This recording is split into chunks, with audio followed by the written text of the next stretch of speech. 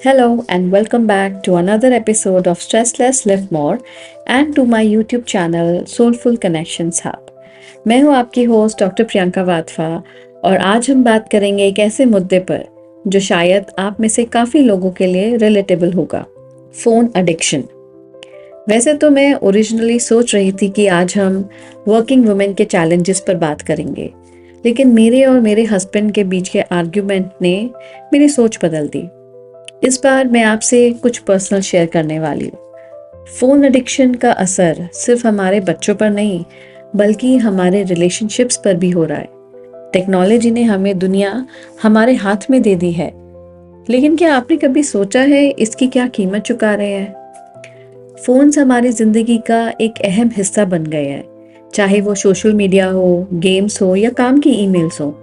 पर जो चीज़ हमें लाइफ इजी बनाने के लिए मिली थी, वो आज हमारे लिए एक बंधन बन गई है और हम सब अपनी मर्जी से उस बंधन को गले लगा रहे हैं। चलिए अब हम बात करते हैं कैसे फ़ोन एडिक्शन सिर्फ इंडिविजुअल्स को नहीं बल्कि रिलेशनशिप्स को भी अफेक्ट कर रहा है। आपने कभी नोटिस किया है कि आप अपने पार्टनर के साथ बैठे होते हैं, एक ही स्पेस शेयर करते हैं, पर इमोशनली आप दोनों कितने दूर होते जा रहे हैं? ये सब कुछ इतना धीरे से होता है कि हमें पता भी नहीं चलता। रात को थके मांदे आप दोनों काउच पर बैठे हो और एकदम से आप अपने इंस्टाग्राम फीड में खो जाते हो। फिर आप ऊपर देखते हो तो आपका पार्टनर भी अपने फ़ोन में बिजी है और पता चलता है घंटे बीत गए और आप दोनों ने एक दो शब्द ही एक्सचेंज किए हैं। मेरे एक फ्रेंड ने अपना एक्सपीरियंस शेयर किया जो मुझे काफ़ी रिलेटेबल लगा। उसने कहा, रोज़ रात को जब बच्चों को सुलाकर वो और उसके हस्बैंड लिविंग रूम में आके बैठते थे तो दोनों अपने अपने फ़ोन्स निकाल लेते थे। वो फेसबुक स्क्रॉल करती थी और उसका हस्बैंड न्यूज़ और स्पोर्ट्स अपडेट चेक करते थे।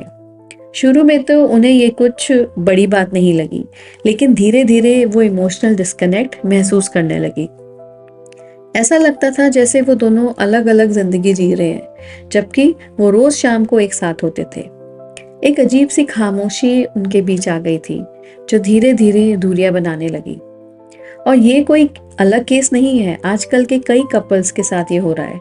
आप किसी रेस्टोरेंट जाइए, हर जगह आप देखेंगे कि कपल्स एक टेबल पर बैठे हैं, पर बात करने के बजाय दोनों अपने फोन्स में लगे हुए हैं। मैंने एक बार किसी को कहते सुना, ऐसा लगता है जैसे हम अलग अलग दुनिया में जी रहे हैं, जबकि हम एक ही बेड शेयर करते हैं।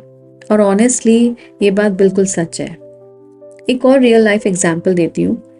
एक कपल जो 10 साल से शादीशुदा था, पहले हर दिन अपने सपने, प्लान्स और दिन का हाल शेयर करता था, पर धीरे धीरे दोनों फ़ोन में इतना घुस गए कि ये सब छोटा हो गया। हस्बैंड यूट्यूब वीडियोस देखने लगा और वाइफ व्हाट्सएप पर दोस्तों के साथ बिजी रहती थी। धीरे धीरे उन्होंने अपने दिन के छोटे छोटे डिटेल्स शेयर करना भी बंद कर दिए। जब प्रॉब्लम्स उनकी शादी में आनी शुरू हुई तो उन्हें समझ ही नहीं आया कि ये सब शुरू कब हुआ। फोन उनके बीच एक इनविजिबल दीवार बन गया था और जब भी कन्फ्लिक्ट्स होते थे तो फेस टू फेस बात करने के बजाय दोनों अपने फोन्स में लग जाते थे। ये एक असर है फोन एडिक्शन का, जब अनकंफर्टेबल कन्वर्सेशन से बचने का सबसे आसान तरीका आपका फोन बन जाता है। और ये सिर्फ कपल्स के बीच का प्रॉब्लम नहीं है, बल्कि पूरे फैमिली पर असर होता है। बच्चे, माँ बाप, हस्बैंड वाइफ सब अपनी अपनी डिजिटल दुनिया में खो गए हैं। मैंने कई ऐसे परिवार देखे हैं जो डिनर टेबल पर एक साथ बैठे तो होते हैं, पर हर कोई अपने फोन में लगा होता है। मैंने अपने घर में भी यही प्रॉब्लम देखी। मेरा 7 साल का बेटा जो पहले किताबें पढ़ने और क्रिएटिव एक्टिविटीज में इंटरेस्टेड रहता था, धीरे धीरे स्क्रीन्स की तरफ झुकने लगा। उसने ड्राइंग करना, क्ले से चीज़ें बनाना सब बंद कर दिया और फ़ोन और टैबलेट और लैपटॉप पर ज़्यादा टाइम स्पेंड करने लगा। पहले तो मुझे समझ नहीं आया, लेकिन बाद में मैंने नोटिस किया कि वो हमारी कॉपी कर रहा था। मैं और मेरे हस्बैंड भी तो यही कर रहे थे। हमें लगता था हम तो बिजी हैं, काम कर रहे हैं, लेकिन बच्चे ये सब नहीं समझते। उनके लिए तो ये सिर्फ ये सिग्नल है कि फ़ोन यूज़ करना ठीक है, क्योंकि मम्मी पापा भी हमेशा फ़ोन पर होते हैं। ये एक टफ रियलाइजेशन था मेरे लिए, पर एक वेकअप कॉल भी ज़रूर था। तो अब सवाल ये है कि हम इसे ठीक कैसे करें। फोन एडिक्शन से कैसे छुटकारा पाएं और अपने रिश्ते फिर से कैसे मजबूत करें। ये इजी नहीं है लेकिन पॉसिबल है। पहला, फोन यूज के लिए बाउंड्रीज सेट करें। हर चीज के लिए एक रूल बनाइए, कब और कहाँ फोन इस्तेमाल करना है। जैसे डिनर टेबल पर कोई फोन नहीं होगा। डिनर का वक्त फैमिली के साथ क्वालिटी टाइम स्पेंड करने का बेस्ट टाइम है। थोड़ा अनकंफर्टेबल लगेगा शुरू में, लेकिन धीरे धीरे आप इसका असर देखोगे। एक मील शेयर करना और अपने दिन के बारे में बात करना फैमिली बॉन्ड को काफी मजबूत बना सकता है। दूसरा, नो फोन जोन्स बनाएं। घर के कुछ एरियाज को फोन फ्री जोन डिक्लेयर करिए, शायद बेडरूम या फिर लिविंग रूम या जो भी स्पेस आप चाहते हो जहां आप रियल कनेक्शन को इम्पोर्टेंस देना चाहते हो। नो फोन जोन्स इस बात का सिग्नल होते हैं कि ये स्पेस सिर्फ ह्यूमन कनेक्शन के लिए है, डिजिटल डिस्ट्रैक्शन के लिए नहीं। तीसरा, फोन फ्री टाइम शेड्यूल करें। हमारे घर में हमने एक सिंपल स्ट्रैटेजी फॉलो की है, दिन के कुछ घंटे फोन फ्री रखने का। जैसे रात को 8 बजे के बाद कोई फोन यूज नहीं करेगा। इससे हमें मौका मिलता है दूसरी एक्टिविटीज करने का, चाहे वो बातचीत हो, साथ में कोई मूवी देखना हो या कोई फैमिली एक्टिविटी हो। और ये आज़ादी का सबसे बेस्ट तरीका है। चौथा, जैसा बिहेवियर आप चाहते हो वैसे अपनी आदत बदलो। अगर आप चाहते हो कि आपके बच्चे फोन कम यूज करें, सबसे पहले आपको अपने बिहेवियर में चेंज लाना होगा। बच्चे वही करते हैं जो वो अपने पेरेंट्स को करते हुए देखते हैं।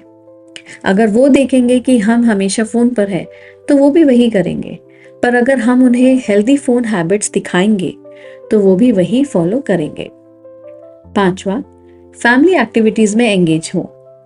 फोन के बिना साथ वक्त बिताने का मजा फिर से ढूंढो। बोर्ड गेम्स खेलो, वॉक पर जाओ या मिलकर कुकिंग करो। मकसद ये है कि फोन टाइम को ऐसी एक्टिविटीज से रिप्लेस करिए जो रियल कनेक्शंस को बढ़ाए। छठा, टेक्नोलॉजी को समझ के यूज करें। मैं ये नहीं कह रही कि आप फोन्स को कम्प्लीटली बैन कर दें, क्योंकि टेक्नोलॉजी हमारी जिंदगी का अहम हिस्सा है।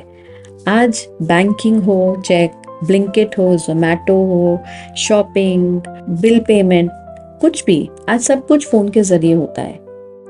लेकिन बात यह है कि हमें उसे यूज कैसे करना है। सोशल मीडिया में बस स्क्रॉलिंग करने के बजाय उसे पर्पसफुल बनाएं, प्रोडक्टिव चीजें सीखने या क्रिएटिव एक्सप्रेशन के लिए इस्तेमाल करें। तो दोस्तों, ये थी आज की बात, फोन एडिक्शन और उसका हमारी रिलेशनशिप्स और फैमिलीज पर असर। मुझे उम्मीद है कि आपको कुछ वैल्यूएबल इंसाइट्स मिली होंगी और शायद आप अपने डेली हैबिट्स में कुछ चेंज करने के लिए मोटिवेट हुए होंगे। और अगर आपको ये एपिसोड पसंद आया हो तो प्लीज़ लाइक, कमेंट और सब्सक्राइब ज़रूर करें। और मैं मिलूंगी आपको अगले एपिसोड में, और तब तक के लिए याद रखें, स्ट्रेसलेस लिव मोर।